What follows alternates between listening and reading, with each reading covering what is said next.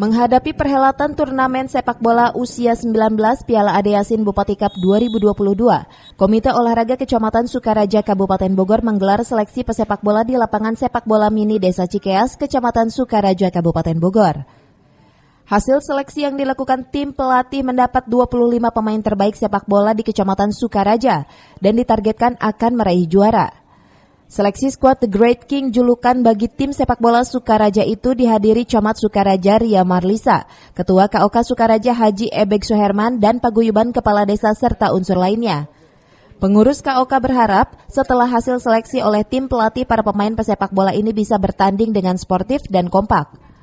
Tim mengadakan seleksi untuk tim bola kecamatan dalam rangka Bupati Cup U19.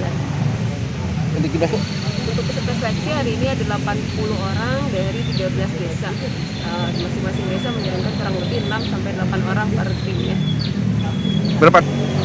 Timnya satu tim, kurang lebih nanti 22 orang untuk pemain cadangannya. Itu nanti secara teknis Bapak manajer dan kita ada ketua KOK juga di sini. Untuk teknisnya nanti dari beliau-beliau. Pertama kita adalah seleksi dari masing-masing desa. Kebetulan Sukaraja ada 13 desa. Hari ini dan besok insya Allah kita sudah mendapatkan para pemain yang menjadi andalan kita. Insya Allah target yang utama adalah buat kita Sukaraja juara. Tahun kemarin kan kita juara 2, hari ini insya Allah tahun yang akan sekarang insya Allah kita juara 1. Di Piala Bupati tahun 2002 ini kita mempunyai tekad memakai pemain pribumi.